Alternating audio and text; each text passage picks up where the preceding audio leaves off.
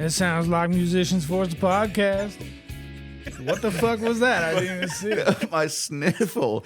It was right on the Sniffling tune. Sniff. Yeah.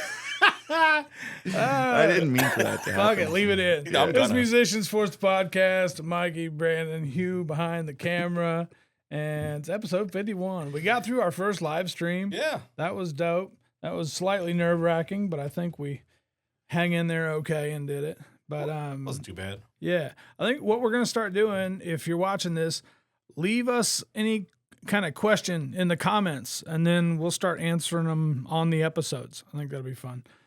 Keep it clean, though. This is a family show. That's not Or true. That's not true at Yeah, all. I've already said fuck like twice. Mm-hmm. But yeah, also like, subscribe, share us with your friends. Smash the thing. Right. Do all the All stuff. the stuff. Actually, I have something to share. Speaking of share with your friends, I went and I was getting my my teeth cleaned today. I have Getting my your dentist twofers appointment. done? Yeah.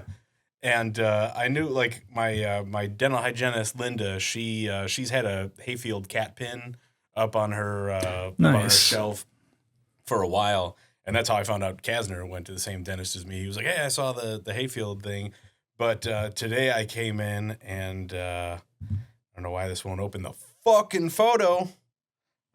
This little mouse thing's being stupid, but I came in today and she had the music videos. The Holding On to Heaven video on Yeah, the TV. it was just a music video playlist going, and I was like, "Is this just for me?" And she was like, "No, I just bump this sometimes." Somebody just told me that, dude. Who was it? no shit. No. Yeah, somebody told me they went to get their teeth cleaned, and I do remember you telling me that yeah, now. Yeah. and they went to the dentist, and yeah, they said there was something on the wall of us, Yeah. and then whoever it was, like, yeah, hey, do you like them? You know that you like them or whatever? And like, yeah, have you seen their music video for Six Style? And played it. I can't remember who. This was very We'll recently. get to your plaque in a minute. Yeah. She's been like anytime someone notices the pin, she's like, "Hey, check this shit out," and has been sharing it. That was just going. Yeah. She Wild. said that people when she has that on, people are like, "Oh shit, that's Decatur," That's and they awesome. they get excited, seeing that they're like, Wow. "Wait, this is local stuff." So, and even the dentist came in, and he's like literally working on my teeth, and he goes, "Is that Chris?" It's like, yeah, and he goes, funny, isn't it? "Chris is in your band." I'm like, "Yeah." He goes, man, I've known Chris forever." So, That's hilarious. Like you're saying, this is your dentist office. I had the same dentist from when I was a kid until I was 30 some, like 30 years, right? This was only probably 4 or 5 years ago I had to change dentist. So probably 40 years. And he finally retired, but he was a great dentist. I still have work that he did that is still in place after decades.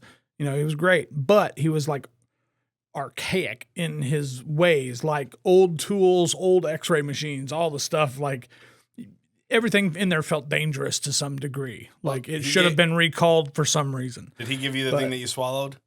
Yeah. There you go. Yeah. Stuck The in. retainer. Let's clarify for the people. It was a retainer. Yeah. Did he They don't know that story. swallowed? We never released that episode because it was too gross. Oh, I forgot we did. Oh, okay, yeah, yeah. because Well, it would probably get wiped from. It wouldn't get wiped just from give YouTube. give the Cliff's notes. That way, people know what you swallowed from your dentist. Second grade. Oh, Second man. grade, I was developing an overbite. Good God, dude. We're going to pause to separate that bullshit from the actual story. Second grade, I was starting to develop an overbite because I ran my tongue across the roof of my mouth when I swallowed as a kid. Just some kind of tick like you get, or, any kind of thing like that. Grinding your teeth, whatever. That kind of condition, yeah. So my dentist from the Middle Ages was like, we're going to give him this retainer, and on this retainer has got 2 spikes that point straight back. So if he goes to run his tongue across the roof of his mouth, it's going to stab him in the tongue. God. And he's going to learn not to do that really fast because that's going to hurt like a bitch. And then one day I was out playing in the backyard with my buddy all day, come back in, and I start like feeling sick, start throwing up blood. Turns out I had swallowed the retainer whole while I was out playing in the yard. So they had to call the ambulance. It was a whole big deal. Every time you talk about this office, I imagine in the first Batman movie where the Joker's getting the work done, and it's just like this like nasty. Yeah. It's like, don't you ever pay the power bill in this place? And my old dentist would talk shit. Like, I just flossed the teeth you want to keep. How about that? I mean, like, condescending. Tough like, love. What the fuck? I guess. Floss the teeth dude, you want to keep. Jesus. I don't care. Yeah. My old dentist was like that too, Harris. He over on Oakland, he was rough like that. And I asked him, I was talking to him one day, and he was like, I was like, how did you get into this or whatever? And he's like, I was a union laborer for 20 years. And then I just decided I wanted to be a dentist. So he was like the fuck? Straight up hard hat. And so, yeah, then it all made sense then, like, how he was just like, getting in your mouth and just yanking on shit. Before we get too far, Linda is also an avid watcher of this podcast. Hi, Linda. So shout out to Linda. Thanks for Linda. sharing us with Linda, leave us a question in the comments for next week. Well, what else is going on then besides dental work? Man, I don't know. It's been weird because we've been writing, but we haven't had any shows for a minute. It's been a little break, and I feel like I go for a spell without shows. I start feeling like disconnected to everything. Dude, I do too. Yeah. Like this break has been, it's good and weird. Like, I know it's good because we're about to get real busy. And so it's probably necessary to take this time. I'm glad we're writing music, but I'm the same. I'm like, if we're not out doing stuff, I do start to feel disconnected. You try to capitalize on it. I put another cherry tree in the ground out back, another peach tree. Got some plants from Elida. Shout out, Elida. Thanks for the plants. I think I'm going to do one of them potato towers this year where you let the stem come up and then you put more grass and mud down and stuff. I think we're going to do that too. We were just talking about that this weekend. A lot less square footage. It's a lot easier to keep it watered. Yeah.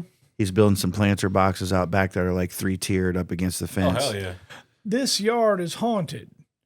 I don't know if it's haunted or if it's... The basement is. You notice the fucking artwork in the back. That's the ghost of an old bowler. But the backyard, like, we've put concrete around those posts. We put epoxy around those posts.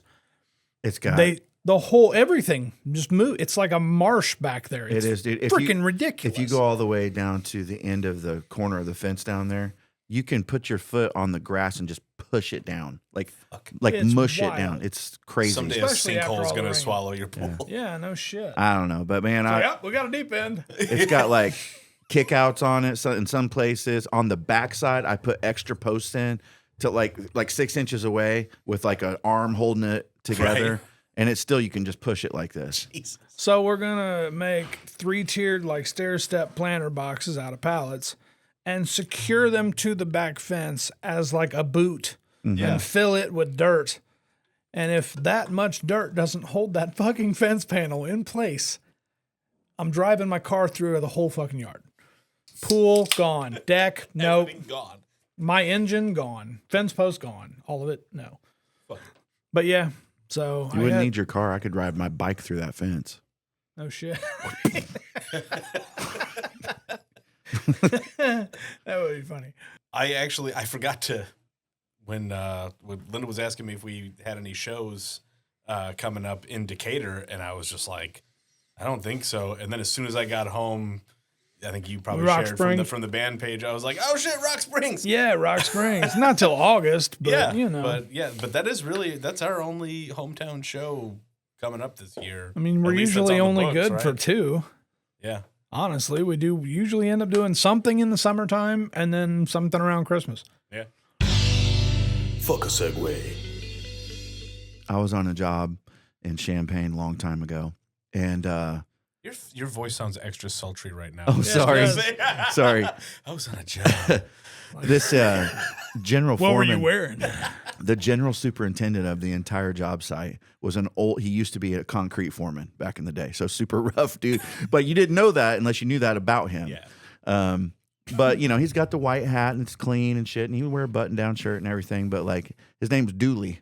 And, everybody, a lot of guys knew about Dooley. I knew a Dooley in Chicago. Well, So the union laborer business administrator comes in. He's got a beef with the general contractor, so he goes to Dooley, and he's like, "Hey, man, my guys, you can't have them doing this over here. They're supposed to only be doing this and this and this. It's a big union job." And they got to arguing with each other, and that dude, the union BA, put his finger in Dooley's chest like this, and we were all standing around watching this shit, dude. Dooley's about 6'5", big motherfucker, and he told him, he was like, "Don't put your fucking hands on me." And he's like, "I said," and dude, Dooley grabbed this guy. He was the superintendent over the whole job. Hundreds of guys worked for this guy. Grabbed this dude, put him in a headlock, and pulled his hard hat off, which was steel, by the way, and started beating him in the fucking head. Jesus Christ. Like this. And the laborers came over to try and help, but they couldn't get him off of him. Beating a dude with his own heart. And dropped him on the floor and just walked away. And then the laborers came and got him and walked him off. And that was a job site where shit was done correctly. That was a big union job where That's the best of us. Yeah, that's the best kind of construction job you can get. So The bad ones, they just shoot you and your mom. the bad ones are like you can't even. I can't describe it here, honestly. What's the most dangerous place you've ever worked? Very high up stuff, like or actually, a CO2 room. I was working in a CO2. How do I describe this? A sulfur area. In a plant, and one of the lines exploded while we were in there, and nobody could breathe. It just filled up with sulfur, and so like you heard like this explosion, and everybody was like doing this shit, but then all of a sudden you're like, and we're just like, how do we get the fuck out of here? Yeah. So like we all took off, like, and you couldn't breathe, so like. You couldn't. It wasn't like you go underwater and you take a deep breath. Nobody was ready for it. You're just prepared. And we had to run down like 3 or 4 flights of stairs to get out of that space before you could get back into fresh air and breathe. It was fucking terrifying. One time I had a scissor lift come out from underneath me, and the only thing that we could do was grab hold of the water lines above us. And so I was hanging there, and this big, like, it was a 40-foot drop to the floor, and I climbed up into the water protection lines, like fire lines, Yeah. and finally got up into some of the bar joist ceiling until they could get over to us with another lift. And another time, So like, if you couldn't have carried yourself up there, you would have just been dangling. yeah, I was spraying at the time. So anyway, this thing just took off on us. So I was like halfway up, which you're not supposed to be, but I was halfway up with my feet on the lower bars. But when I could explain why, but it's almost necessary to do that. So I had a spray gun in my right hand, and I was hanging onto the bars with my left hand, and this fucking thing just starts going. And the position I was in, I couldn't get over to the controls at all. So my other guy grabbed some pipes, and I grabbed some pipes, and this thing just took off. Ended up hitting the wall over here. But I had the spray gun, so I ditched that. And when I was young, when I was like, like 17, 18, I worked for a sandblasting, painting, industrial company. And the guy that ran that, he always told me, he said, no matter what you're doing, always leave one hand for yourself, always. No matter what kind of lift you're in or whatever. So I did. That's what I was doing. I was hanging on, even though I was in a lift. Good advice. Yeah. But one of the scariest things was I was working at a glass factory. And so we were painting these... You opened the can. We're painting these huge steel pipelines outside of the facility. We were in a JLG lift. And anyway, so we're painting. And this pipe was so hot that when you would put the paint on it, you could see it sizzling. And but the paint that we were using was designed for that. So like that's how it cured. It's made to go on super hot shit. But anyway, we're up there for like an hour. And then all of a sudden... there's this louver that opens up in the side of the fucking pipe and blows this big vent heat at us that was so fucking hot you couldn't stand it instantly. And what we realized later was it was the exhaust from the blast furnace. Oh my God. And that's why it was blowing out. Nobody warned us that was a problem. Just melted your face? It melted my buddy's igloo cooler in the lift. And so, like, that's how hot it was. But we were able to, like, I got to one side of the basket, and he got to the other side of the basket. Video game level where you got to jump over the fire. But his little igloo cooler was right in the middle. And so once the thing finally closed, then we got back down to the ground, and the whole fucking side of that thing was melted. And I got a million stories like that. Well, now, see, so you've got that. And then on the flip side, one time the internet went out on me when I was trying to do a live stream of a parade. Uh-huh. And so it's basically the same thing. Me and you have had some hard times. Hey man, I don't ever knock anybody's. Like, you ever been on a 2-hour Zoom meeting? That sounds miserable to me. Like, absolutely. I'd rather get blasted in the face with a I would. I've been like sandblasting and shit. Like normal stories for something like that is like the hose getting away from a guy. Yeah. And like that shit comes out at 480 miles an hour. Right. So like it's just going everywhere. And there's like 2 or 3 people running trying to grab the shit like a cartoon. Yeah. And it's really dangerous. But like cut you. It'll cut steel. Yeah. But yeah, so like shit like that happens. Things like that are pretty common. Yeah. You know, but sitting in an office all day long, I don't know how y'all do that. I couldn't do it. It's from fear of the other stuff. Yeah. That's why I'm cowering behind the computer, like, don't melt me. Like, you leave me and my numbers out of this. Yeah. Sorry, but you know those big vacuum trucks, like the big pump trucks? Yeah. I watched a guy, he was a laborer, and he was sucking up blasting aggregate sand from, you know, huge mounds of it from when we're sandblasting inside a big tank or something. And those things are so fucking powerful. It sucked his boot off of his fucking foot, dude, and went up the thing. That's how powerful those things. He got too close to it, and he's like, whoop. So he's standing there with one fucking boot on. Yeah. So you think you'll sell me another left foot at half price? Right. Then he got in trouble because that's also how construction works. Like, you should have had your shit tied up a lot tighter than that. Like, that's your fault. Now you sign here, and now you have an incident. We're not paying you shit. Damn. Yeah. You can't get hurt in construction. If you get hurt in construction, you're getting fired more than likely. And you always have to sign something that says it was your fucking fault. A ton of them guys will, even if it is company fault, they'll still say it's their fault just because they don't want to get fired. Check this out. So Chris Lorash, our guitar player, he won't mind this. For a long time ago, many years ago, he got hurt at work. He got cut where damn near the whole tip of his finger was just about cut off.